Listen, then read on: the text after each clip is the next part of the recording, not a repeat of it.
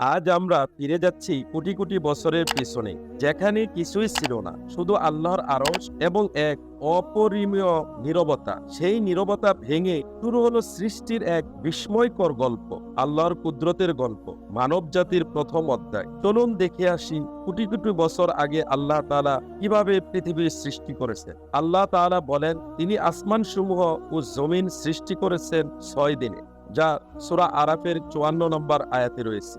সৃষ্টির শুরুতে ছিল গভীর অন্ধকার, শুধু আল্লাহর ইচ্ছা ছিল।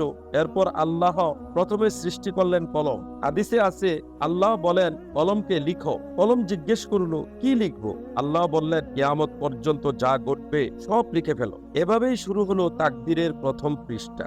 6 দিনে আল্লাহর সৃষ্টি করলেন মহাবিশ্ব।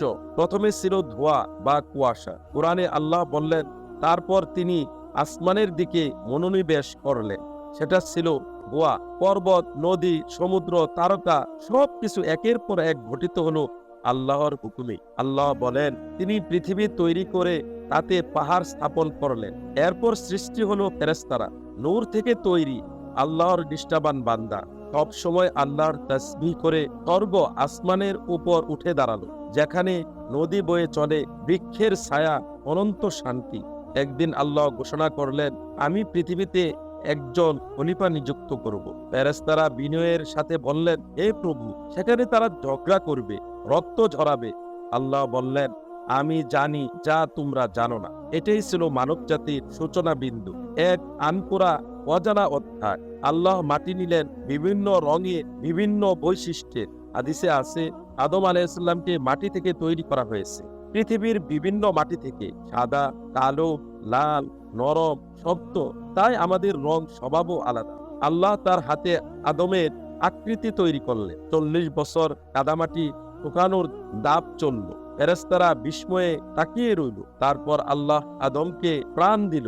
আদম আলাইহিস সালাম চোখ খুললেন, প্রথম শব্দ বললেন, আলহামদুলিল্লাহ। আল্লাহ বললেন, তোমাকে আমার রহমত এবং বরকত দান করা হলো। আল্লাহর আদেশ করলেন, আদমকে সেজদা করো। সব ফেরেশতা সেজদা করলো, কিন্তু ইবলিস অসম্মতি করলো, কারণ সে আগুন থেকে আর আদম মাটি থেকে। তার অহংকারী তাকে চিরদিনের জন্য অভিশপ্ত করলো। কোরআনে আল্লাহ বলেন, সে অস্বীকার করলো, অহংকার করলো এবং কাফের হয়ে গেল। আদম আলাইহিস সালাম জান্নাতে বাস করতে লাগলেন।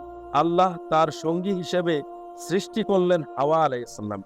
দুজনেই জান্নাতের সুখে দিন কাটাচ্ছিলেন, কিন্তু একটা বৃক্ষ থেকে বারণ ছিল।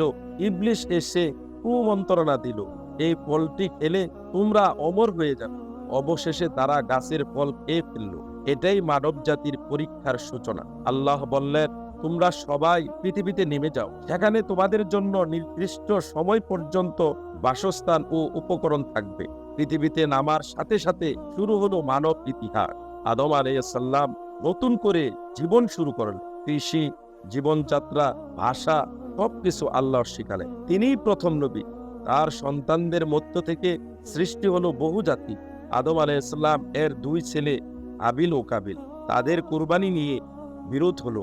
আবিলের কুরবানি কবুল হলো, কাবিলের হলো না। হিংসা, বিক্ষোভ থেকে মানব ইতিহাসের প্রথম হত্যা ঘটল। এটাই ছিল পৃথিবীতে শয়তানের প্রথম বিজয়। আদম আলাইহিস সালাম প্রায় 960 বৎসর জীবিত ছিলেন। তিনি সন্তানদের শিক্ষা দিয়েছেন একমাত্র আল্লাহর ইবাদত করতে। মৃত্যুর আগে জান্নাতের ঘ্রাণ তিনি আবার পেয়েছিলেন। আদম আলাইহিস সালাম থেকে শুরু মানব ইতিহাস চলতে থাকে। ইব্রাহিম আলাইহিস সালাম, মূসা আলাইহিস সালাম, ঈসা আলাইহিস সালাম এবং শেষ নবী মুহাম্মদ সাল্লাল্লাহু আলাইহি ওয়াসাল্লাম পর্যন্ত আমরা সবাই আদমের সন্তান। পৃথিবীর রং, ভাষা আলাদা হলেও আমাদের রব একজন, উৎস একজন। এই মানুষ, তুমি কোথা থেকে এসেছো ভুলে যেও না। তোমার শুরু মাটি এবং তোমার ফিরে যাওয়া এই মাটিতেই। আদম আলাইহিস সালাম এর গল্প আমাদের শিখায় অহংকার নয়, আনুগত্যই মানুষের উন্নতি। ভিডিওটি ভালো লাগলে আপনারা সকলেই এই চ্যানেলটিকে সাবস্ক্রাইব করে দিবেন, পাশে থাকার বেল আইকনটি বাজিয়ে দিন। আসসালামু আলাইকুম ওয়া রাহমাতুল্লাহি ওয়া বারাকাতুহু।